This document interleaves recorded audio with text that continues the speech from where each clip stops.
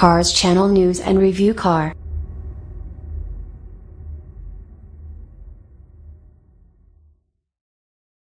(2017) Lexus IS300h Sport Luxury Review.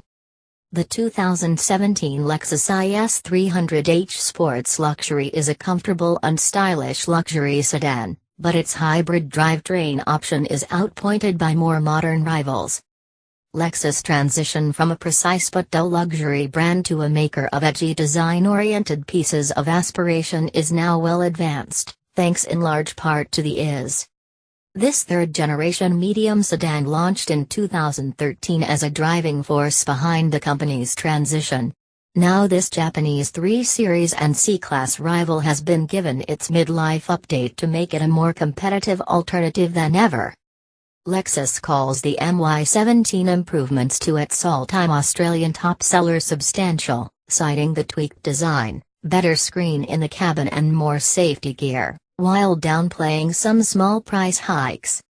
Here we test perhaps the least well-regarded member of the IS range, the Lexus IS300h Hybrid, in flagship sports luxury spec. The car tested is the second most expensive offering in the range at $81,160 plus on-road costs, up $620 over the MY16 model. Those on a budget can get the less well-equipped IS300h Luxury for $61,890 or the F-Sport with hybrid drivetrain for $70,310. This petrol-electric model is Lexus' answer to diesel-powered rivals such as the Mercedes-Benz C250D, BMW 320d, Audi A4 2.0 TDI and Jaguar's 20d, in that it's an economy-focused drivetrain that doesn't skimp on power and torque, claimed.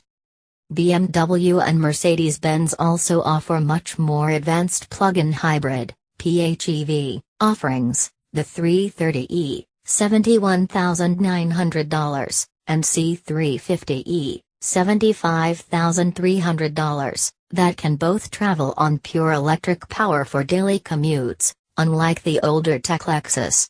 Ditto the smaller Audi A3 e-tron hatch. There's a bit going under the Lexus' familiar sharp silhouette, which itself gets acclaimed 8 main changes led by the new front bumper and grille, revised headlights, and wheel design. Love or hate, the Lexus is bold and dynamic, and has a distinct character. The first thing that grabs you inside the familiar ensconcing cabin is the crisp new 10.3-inch screen in place of the old 7.0-inch unit, bringing Lexus into the current era, some subtly new switchgear, such as the wheel buttons, and a nicer new analog clock. The oft-derided Lexus remote touch controller, that mouse-like toggle that controls the infotainment, much like BMW's pioneering iDrive system, has been improved too, with back and enter switches on the extended palm rest, giving the driver simpler controls. Our sports luxury also gets slick laser-cut wood ornamentation which, while not as modern as the F-Sport specs get up, is certainly a point of difference over the glossy black or polished steel used in rivals. The material quality and tactility remains brilliant. Everything closes softly, and the plastic and leather used is first-rate. Also good are the soft and supportive electric, heated and cooled, seats, deep pile carpets, bulletproof fit and finish and sublime steering wheel. It's altogether more cosseting than the Germans and the Brits, and has signature Japanese attention to detail. However, the infotainment toggle is still fiddly at times, and the menu and navigation graphics feels old hat next to a modern Audi A4 that overlays Google Maps.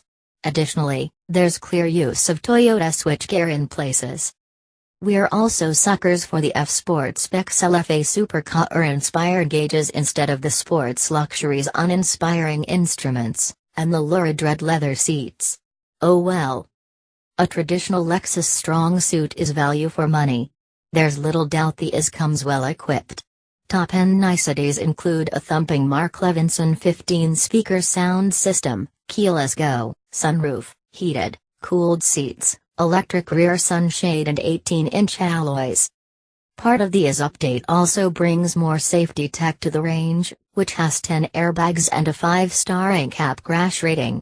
All versions, not just the sports luxury, get autonomous emergency braking, lane departure warning, active cruise control, that doesn't stop to 0, so is best for non-congested freeways, automatic high beam. The sports luxury gets full LED headlights that are great in the country, blind spot monitoring and rear cross traffic alert.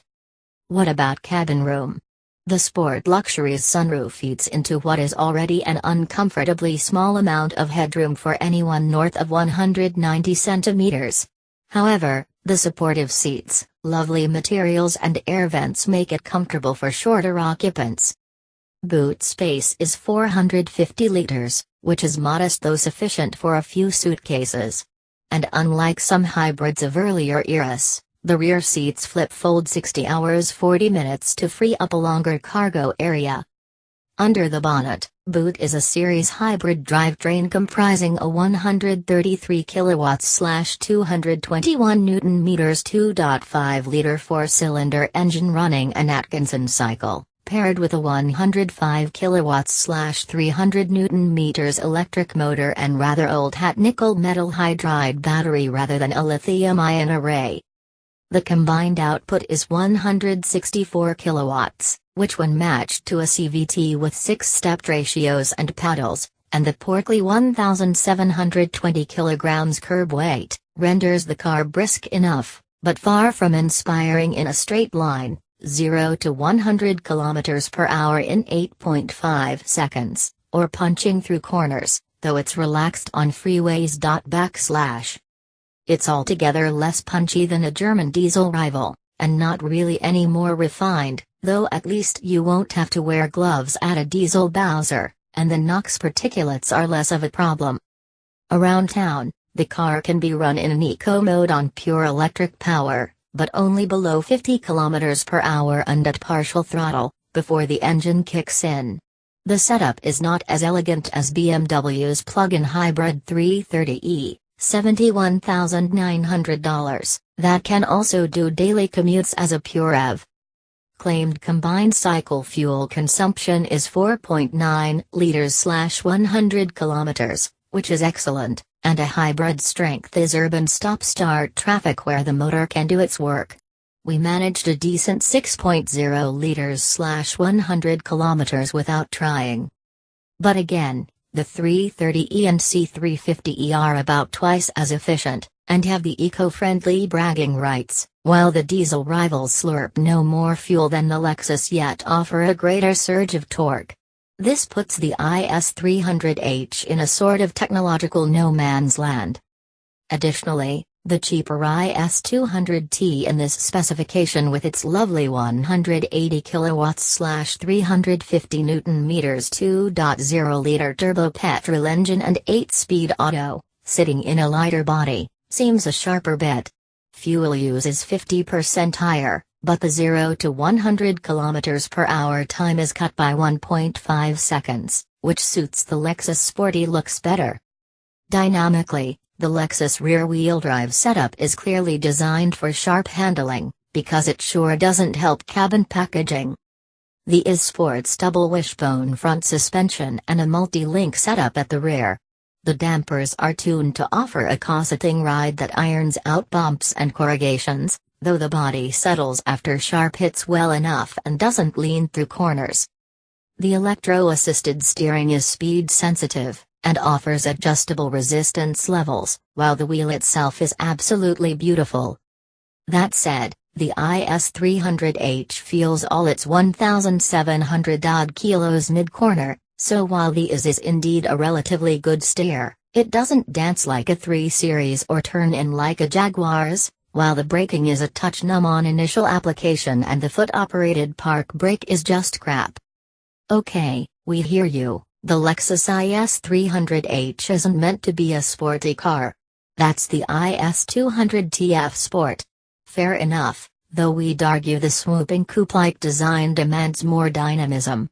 Yet to its credit, the refinement is brilliant. The car doesn't merely lope over hits, it's also super quiet at all speeds against rivals, and as such is an outstanding long-distance cruiser. But so are its rivals, and they offer more advanced powertrains. None of this means the Lexus is unappealing. Its cabin is sublime, the quietude and refinement top-notch, and the equipment offered for the money is outstanding. It also comes with great dealer servicing and care programs, such as an 8-year battery warranty, and will give you trouble-free luxury motoring with a big dash of style. But the IS300h hybrid is not the strong suit of the range, especially in the sports luxury spec north of $80,000. Which is why I'd give the IS200 Sport a very commendable 8/10, but can't go beyond 7/10 for the petrol-electric IS300h. Buy-in is by all means, but not in this specification. If you want to be green, get a German PHEV. And if you just want to save fuel bills and don't mind dirty hands and knocks, look for a diesel. Regular hybrids are old hat at the best of times, more so in the luxury class.